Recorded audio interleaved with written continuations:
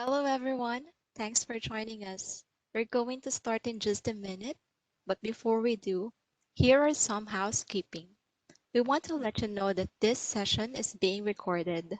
All attendees are on mute, but we have a Q&A panel. You'll see a little box on the side. Make sure you type your questions in, and we are happy to answer them after the presentation. If you're experiencing any audio issues or can't see the slides we are presenting, please drop a message so we can work it out. Good afternoon. Welcome to everyone. Today we will walk you through a webinar on complete server patching to mitigate against vulnerabilities and improve compliance. My name is Christine Choi Tawai, your moderator for this webinar. And I am joined today by Andrew Cogarty, our Chief Security Evangelist, and Prashant Kumar Basalahali, our Cloud Solutions Architect. In this webinar, we will discuss how Seacon Cyber Patching as a Service can help you get a handle on patching and be able to demonstrate compliance whilst enabling you to free up valuable IT resource and focus on operational priorities. Over to you, Andy and Prashant. Thank you, Christine. Good afternoon, everyone, and thanks for joining. My name is Andrew Gogarty. I'm the Chief Security Evangelist, so colourful job title, I know. What does that mean? So I've been with Seacon Cyber now for coming up to about 20 years. My role is ultimately helping our customers become more resilient in today's threat landscape, and we do that through a number of services and cyber risk assessments. Essentially, that's my role, a bit of cybersecurity preaching. Prashant? Thank you, Andy. So myself, Prashant Kumar Baslali. I'm the Cloud Solution Architect with Seacon Cyber for almost 2 years now. I've been in this technology space for over 15 years, working primarily with the Microsoft stack, and almost over 6 years delivering CloudFront solutions, particularly focusing at the security domain. And my role with Seacon Cyber is to design and build security-focused cloud solution to help our customers achieve cybersecurity maturity. Thank you. Thanks, Prashant. So yeah, I've got a few slides to take you through today. So just, who are Seacon, the problem that we're setting out to solve today, talk a bit about server patching as a service. Then Prashant will take you through an overview of the dashboard, a sample dashboard in our demo environment. I'll then wrap up with sort of key benefits and takeaways, and then we'll open up to the panel to address any questions that you may have.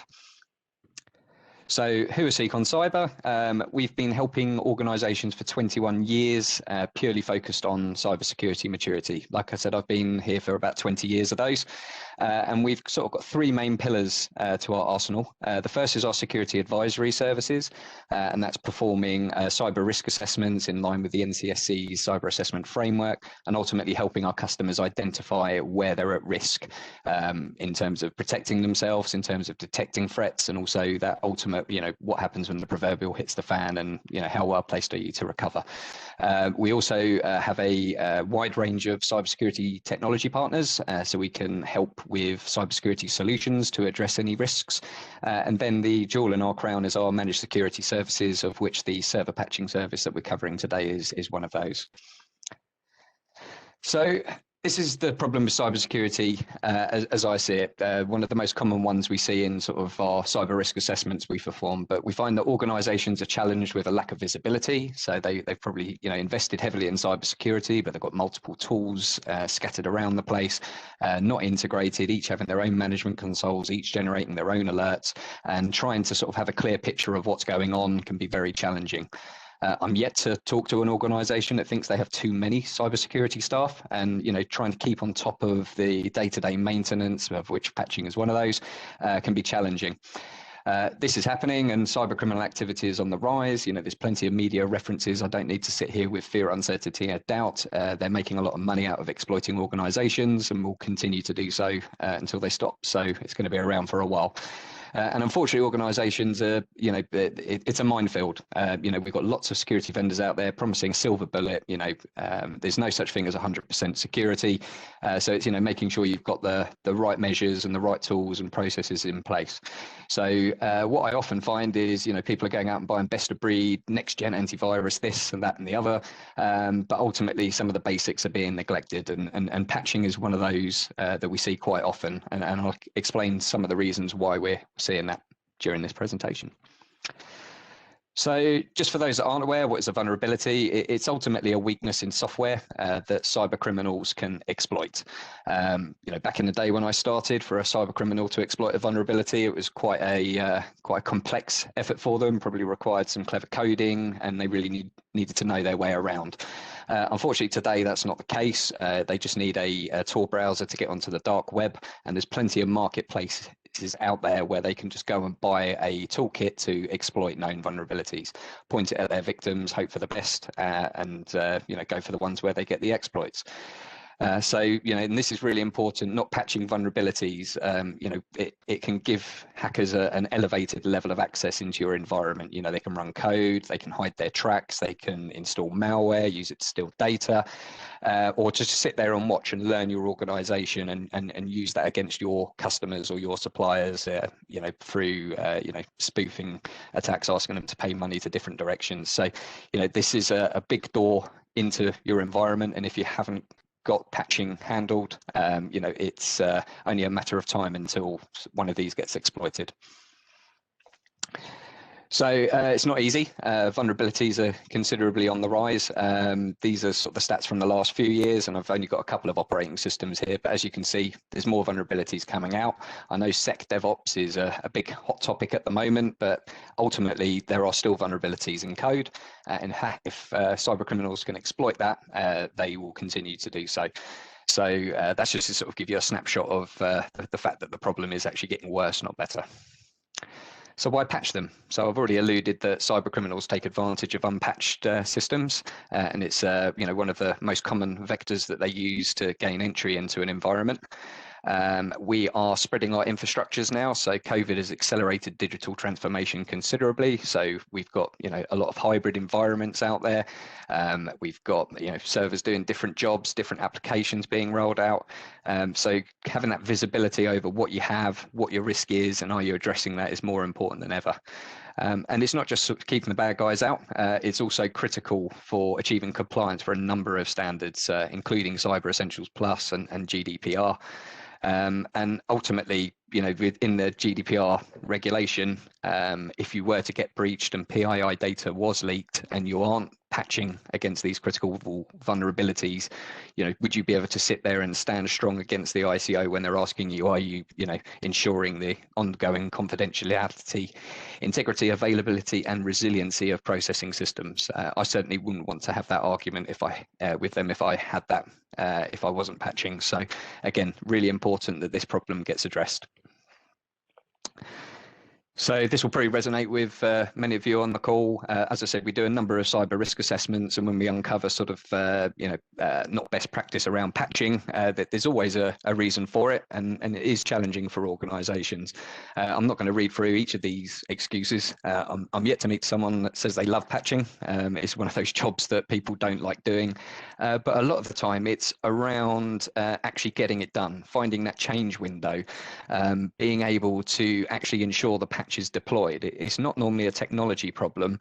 It's normally a time and resource issue. Most commonly, the one I see is that security teams just don't have the time to constantly chase stakeholders to give them that window. They're going to advise them of that vulnerability through some form of vulnerability scanning. You need to get this patched. We find the patch doesn't get deployed. They keep chasing and it doesn't get done. So we've really thought about that hard in our service in terms of how do we keep that pressure on the stakeholders working with you to ensure that these patches get delivered, make sure that they understand the risk, make sure the business understands the risk. And if for any reason the patches aren't getting deployed, then we've got that audit trail of where you've tried, so you can get some buy-in from the business to make a call, particularly around critical vulnerabilities. So server patching as a service. So what do we do? So we start with getting visibility over the assets, what vulnerabilities are on that assets, most importantly, which of those are critical and which are actively being exploited in the wild, and aligning what patches are needed to address these. We then prioritize based on the severity of a patch, but also the priority of the server workload that we're looking at for you. So is it business critical internet facing versus an internal server that's not business critical? So we make sure we have the right priorities in place, make sure we have the right change windows. We thoroughly test all patches before we deploy them, so we have test environments. For some customers, we are also able to do testing on their builds, so that's a separate testing server as close to your live production environment as possible to give a higher degree of confidence. And then we engage and deploy. And obviously, the key thing about this is the audit trail, the tracking, and ensuring it's done. So we give you that visibility that you can see, where are you at with the patching across your workloads. And then we do monthly service reviews, and that's where we work out where the bottlenecks are or what's preventing things happening. How can we navigate some of the challenges you probably have with other stakeholders in the business and getting this stuff done, and work together to go for that outcome of having at least these critical patches applied to the servers. So we have a three-phased onboarding process to get to the service, and this is very much a key part of the service. So, first we need to understand what assets there are, and we get our agent deployed to those assets. We need to understand the priorities associated with those assets, so we can split those out and understand which ones, like I said earlier, are business critical, what are internet facing, what are internal.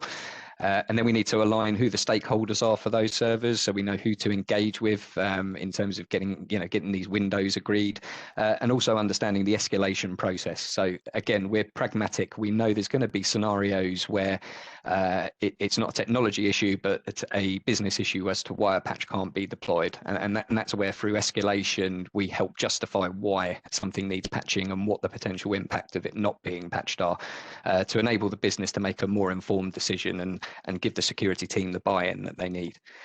We then go on to building the dashboard, and then the first part of the service is actually understanding the state of these assets. So we typically onboard servers that haven't been patched in a long time, and we need to get them up to a minimum baseline. So this is all happening in the first 1 to 3 months during that service transition to get everything to a level baseline, and then from there we go on to phase 2, which is the service operation, and that's the day-to-day ensuring these patches are tested and deployed and delivered, and giving you that audit trail and that visibility to know that it's been done.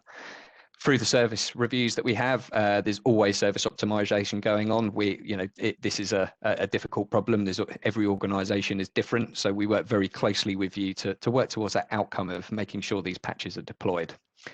And that's done through the one team approach that you'll see on the second half of this slide.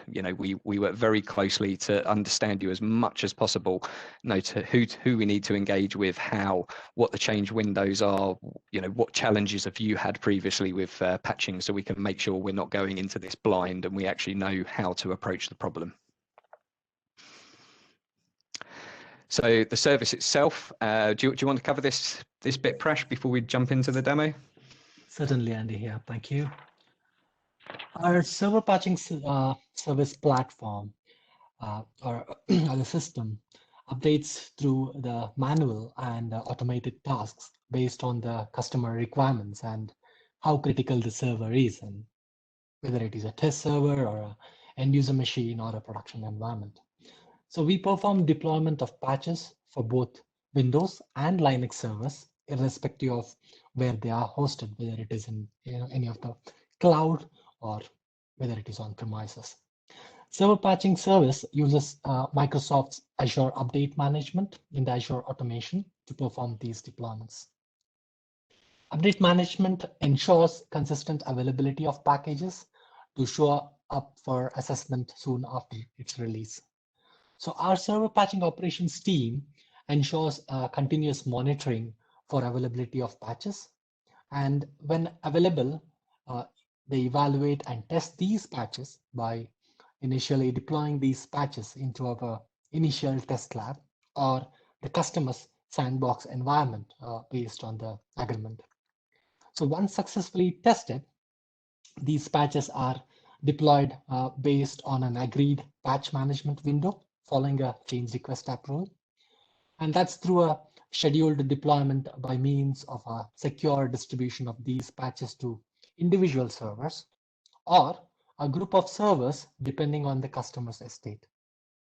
In the event of a highly critical and urgent security patch is released, our team will assess that patch and the need for its deployment and the urgency. So if our assessment required, so if our team finds that there is a need for an immediate action to be taken, what they do is they create a high priority change request, engage with the customer's IT department to get change approval and proceed with a fully tested patch to be deployed as earliest before the security vulnerability results into any sort of security impact. Any patch deployment failure during or the post deployment will be resolved by our remediate service channel. So along with the access to live patch management customer dashboards, a service manager is assigned to the customer who will be involved in service reporting, continuous service improvement, and ensure a smooth engagement of this service. Talking a bit about a high-level architecture, Andy, do you have a next slide on the high-level architecture? You can just. Don't believe I do, Prashant. Okay, so it's good to cover on the same slide in that case. So server patching service uses Microsoft Azure Update Management, as I said earlier. So Azure Automation account is created for each of the customers. And when a package is released, it usually takes about 2 to 3 hours for patches to show up. That's for a Linux machines assessments. And similar to Windows, it does take about 12 to 15 hours. So when a machine completes a scan for update compliance, the agent forwards the informations in bulk to Azure Monitor Logs, where we can even go and query those logs in background. On a Windows machine, the compliance scan, is continuously run every 12 hours by default. And for a Linux machine, the compliance scan is performed every hour by default. So if the log analytics agent is restarted, if we restart it or so, then the compliance scan immediately gets kicked off within the 15 minutes. So the way it's done is an agent is installed on each of the servers, either on premises or a cloud hosted service. So these are not too dependent on any of the domain grouping. Thus, the machines are onboarded into the Azure Update Management solution. So these agents report the current status of the servers to the configured log analytics workspace. And that is, so each of the workspace will be dedicated to per customer. So based on this status update that's lined up required for each of the patches will be taken into account. So our team creates deployment schedules and configure those grouping based on the customer structure. They build and attach any sort of custom runbooks or a pre or post script that's needed as part of the execution. And if some customers, they have a custom script to be run as part of the policy, then we do have a feasibility to run this custom script directly through the repository, like the Git repository, with which we can invoke these scripts. Thus, updates on an agreed timeline following a remediation service will be in action. So for customers who already has a Microsoft Azure tenant, okay, so we create a dedicated Azure CSP subscription onto their tenant and build this whole service. The advantage of this kind of setup is, data sits within your own Azure tenant and within your own geographical regional boundaries, having a choice on which data center you want to keep the data. But for those who does not have an Azure tenant, we will create an Azure subscription within our in-house tenant. Thus, data is stored with us, and we offer the UK South Azure Data Center as a standard to maintain this data. So in both the cases, you will have access to your live patch management service dashboards, along with support from service operations and service management team.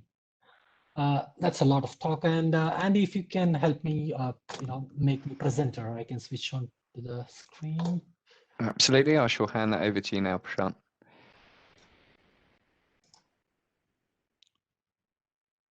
All right. Hopefully, I've successfully passed the baton to you. Okay, let me share the screen.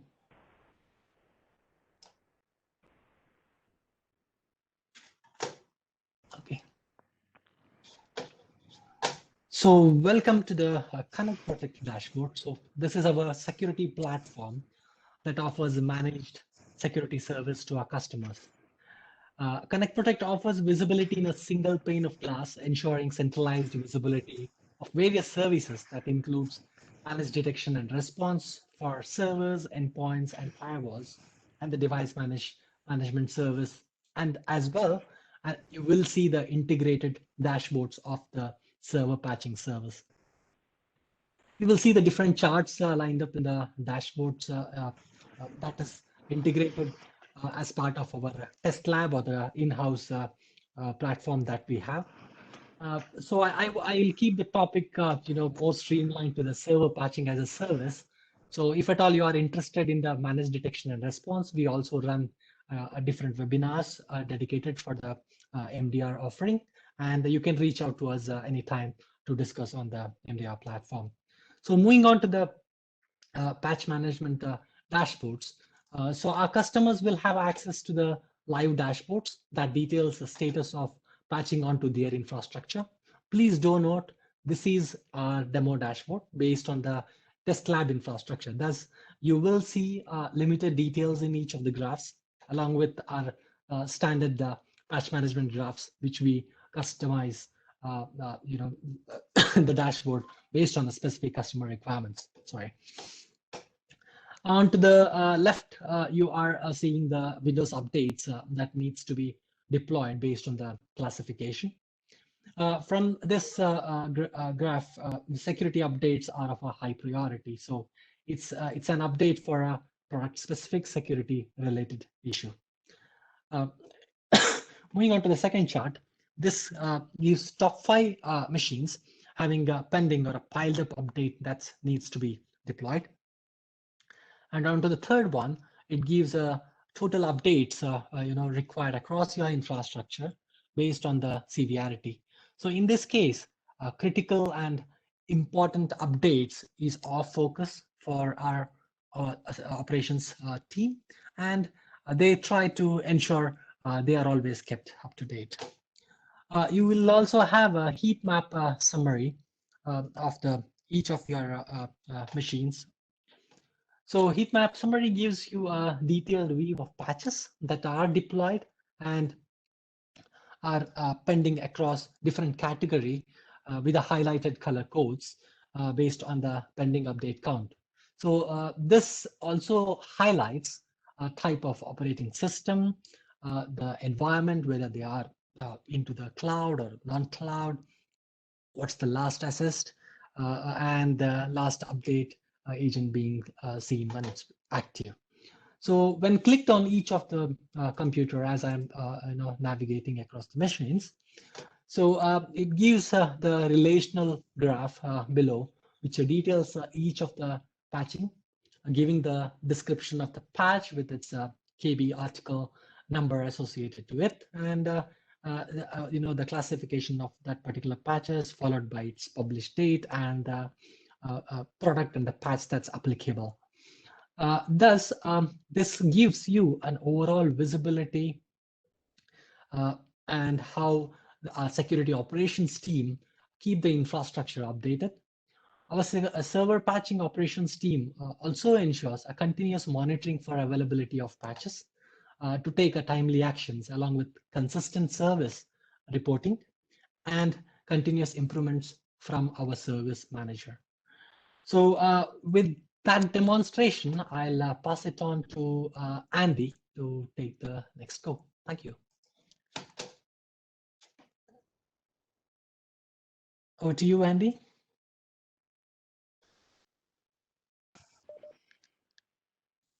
Have you handed me the presenter rights, Prashant?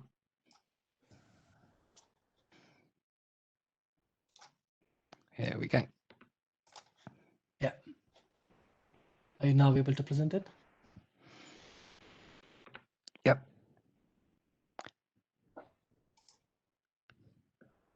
Can you see the slide? Yes, that's good. Excellent. So Prashant's just taking you through the dashboard. So that's the visibility that we can provide you. So you've got peace of mind. That can be integrated with our other managed security services. So we can bring everything together in a single dashboard. For some organizations, they just want that patching status and that's the only service they want. And so, yeah, that's customized based on your environment. We can break up the charts based on the priority of the servers or any kind of logic that you're using in terms of how you segment the logic behind those servers. So like I said, in terms of the service engagement, that onboarding phase is very important, understanding your priorities, the stakeholders, the assets that are under control. Have we got every visibility over everything? We perform the monthly service reviews, so we use the service data and what we're seeing and challenges that we're finding in your organization if we're having problems finding change windows with certain stakeholders, and we arm you with the intelligence you need to escalate that. We've covered the live dashboard, and there's a monthly report on the service status as well, so you've got something for compliance purposes to share if there's any kind of audits, and you get a service delivery manager who works with you to achieve that outcome of ensuring these critical patches are getting deployed to your servers. My screen is frozen. So benefits, just to highlight. So it's a fixed price outcome-based service, and we charge on a per server per month basis. It's a flexible delivery model, so you can scale that up or down each month if you've got more or less servers, if you're moving servers from on-prem to cloud. Again, we flex the service with your requirements. We endeavor to take that ownership of the server patching problem and engage with your teams to make sure it actually happens. We give you the dashboard. We provide you with those measurable KPIs so you can demonstrate control and performance.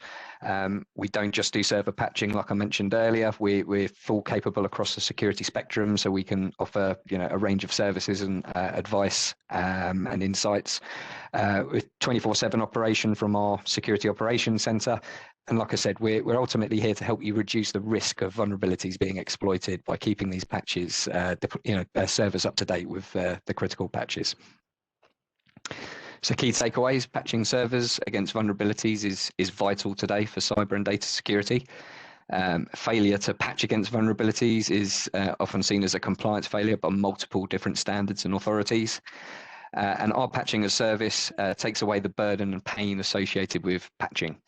So if you want to experience the benefits, we offer a 1-month trial on a limited number of servers in your environment, and we can mix and match that based on the OSs. So I'll be reaching out to all the attendees after this webinar to see if they'd like to take us up on that, or if address any sort of more questions that they might not have thought of today.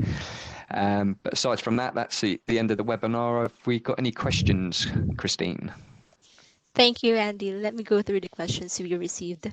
Just a reminder to everyone that if you have questions, please send it through the Q&A panel. So first question is, are there any limitations on how many servers you can have on the service? I'll let Prashant give his technically qualified answer on that one. Well, there is no limitations on the servers that can have, and as I said, categorically, based on customer to customer estate, we can have an option of having a dedicated automation account for them that also limits, or I would say that also gives an option of expansion to have as many servers for the customer. Thank you. Yeah, I mean, with that, just to add, we've got the scalability available from Azure there, so we're yet to meet an organisation that we can't scale to. Any more questions, Christine?